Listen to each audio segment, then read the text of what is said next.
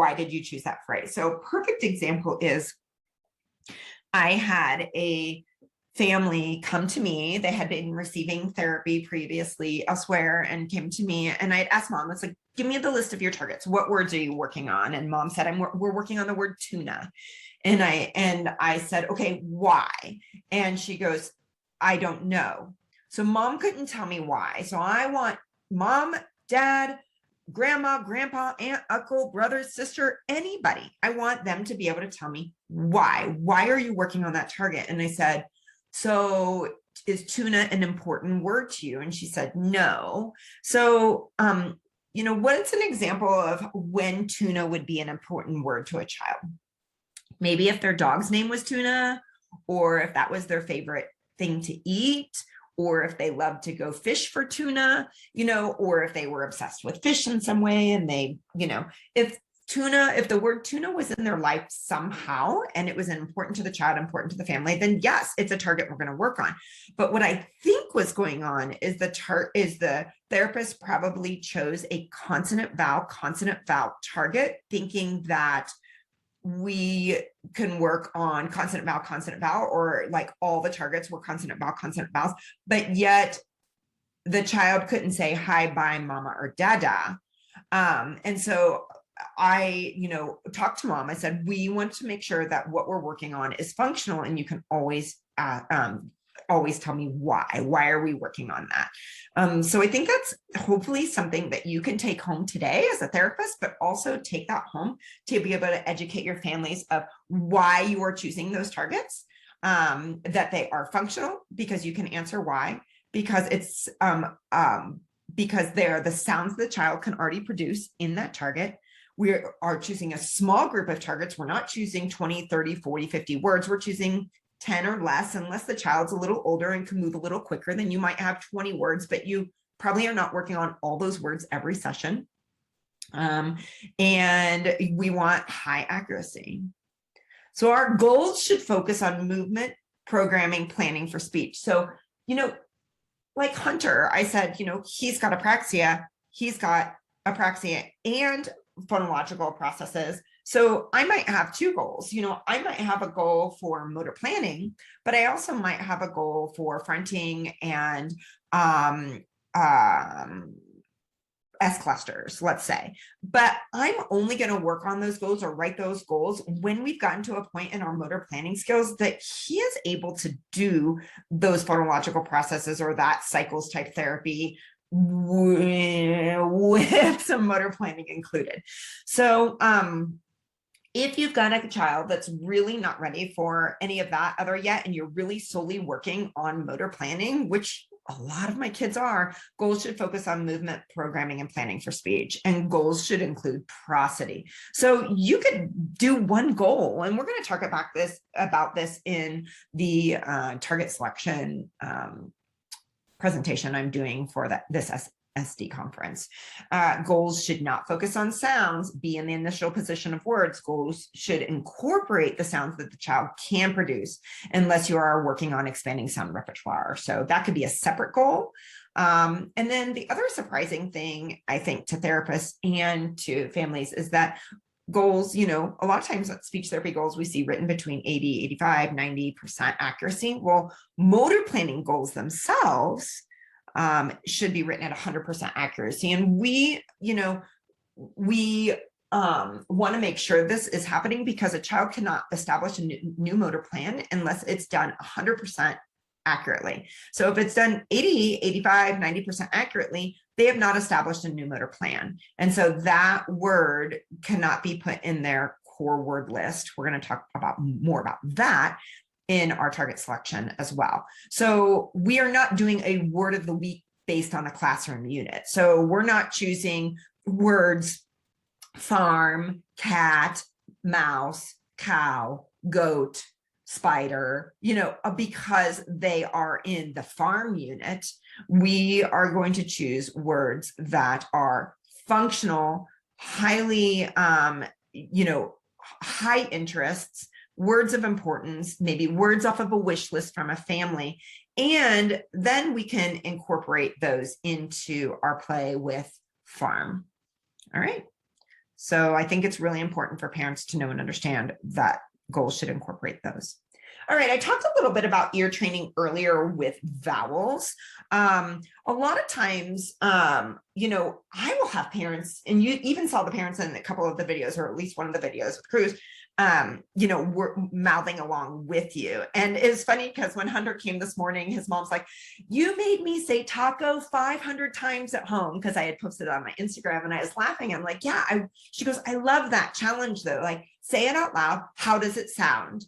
You can't say it in a whisper. You got to say it out loud. So, how do vowels sound? How do voice and voiceless sound? How do clusters sound? You know, for kids with childhood apraxia speech, and we're working on the word stop, I usually do backward chaining using a D in place of a T. So I usually go dop, dop, dop, stop.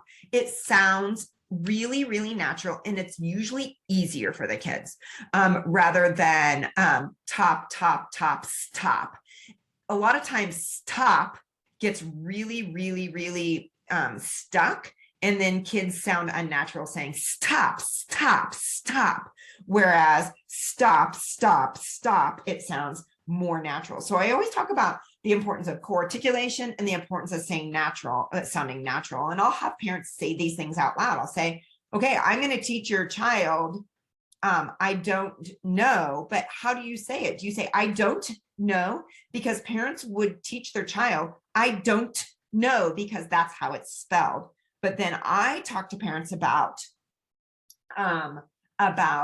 making sure that we're thinking about how we would say it naturally and how that child's going to sound natural with their peers. I don't know. And parents 95% of the time agree with me. I don't know. We typically don't say that. We typically say, I don't know. So we use that co-articulation, drop the T, it kind of becomes a, I don't know. And then I always talk to them about being cautious about over articulating, because it's very common, again, for parents to emphasize those individual sounds because they want their children to use them. So that's where I like to use visual cues and put visual cues in. Hey, we need to remember to add this sound into our motor plan and our movement, but to not over articulate it. All right.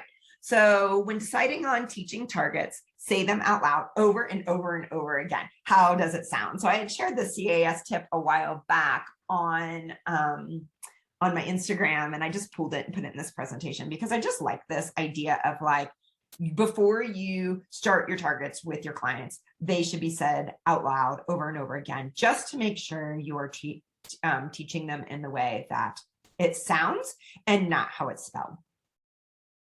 All right, number 9, homework. Homework is hard. Parents want homework, they want to help, but they need to be trained in order to do so. So they need to be trained, and lists of words should not go home. And parents need to know this. Parents need to be like, nope, we're not sending a list home, because if you work on this motor plan and it's worked on wrong because you don't hear the vowel distortion, you don't hear the voicing error, you don't hear the segmenting, and then the child comes back and they've worked on it wrong, then we're going to have to restart over with a new motor plan. So I typically don't send targets home until I've trained the parent through videos or through in person, and that the child should be able to produce the target with minimal cueing before we send that work home. And it's really, really hard because parents unintentionally undo what we've done. They definitely don't want to. They're wanting to help, but so I really talk to them about this. I don't want you going home and working on something when the child's not ready to work on it.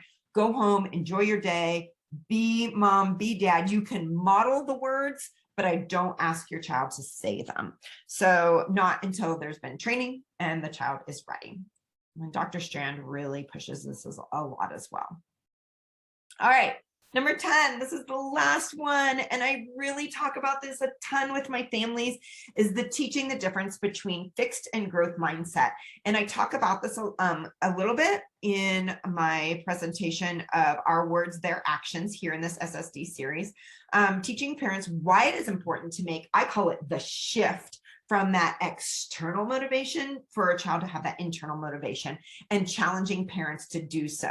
So a lot of times parents will be like, good job. And I'll kind of look at them and give them the cue, and they're like, you're working really hard. So I really am working hard with my families to change that wording on how they approach growth mindset with their child, because apraxia therapy is very hard and children with apraxia need to work hard to learn to speak. So, we can support that growth mindset with the language we use. So using that growth mindset language. And I think this is a skill that's taken me a long time to acquire, because it takes lots of practice to get out of the old way.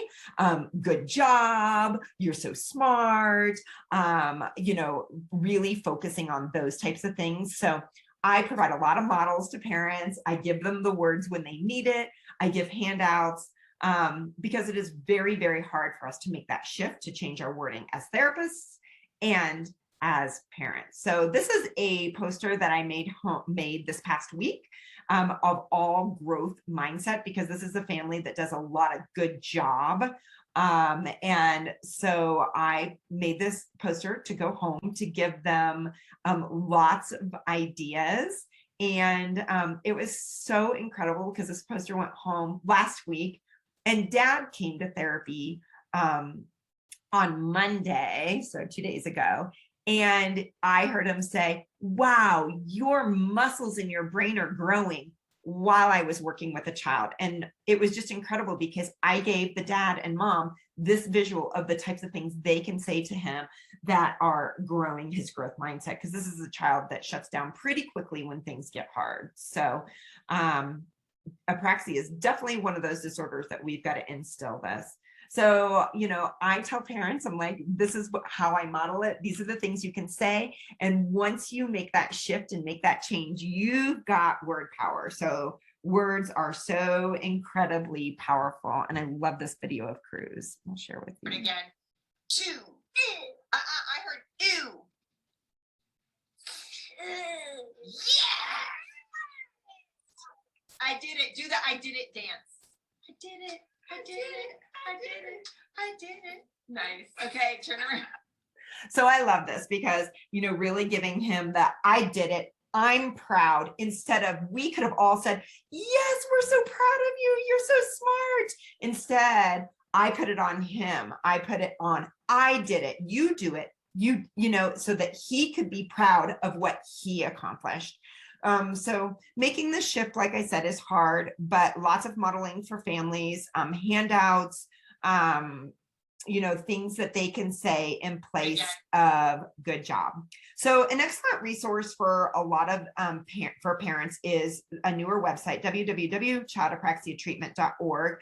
And then The Appraising Apraxia in the ASHA Leader is a great read. And then anything by Carol Dweck for growth mindset is fantastic. So I really appreciate you joining me today. I hope this has empowered you to empower your families of children with childhood apraxia speech, all the wonderful things that they need to know, and probably so much more. But thank you for joining me today. And if you have any questions, please feel free to reach out.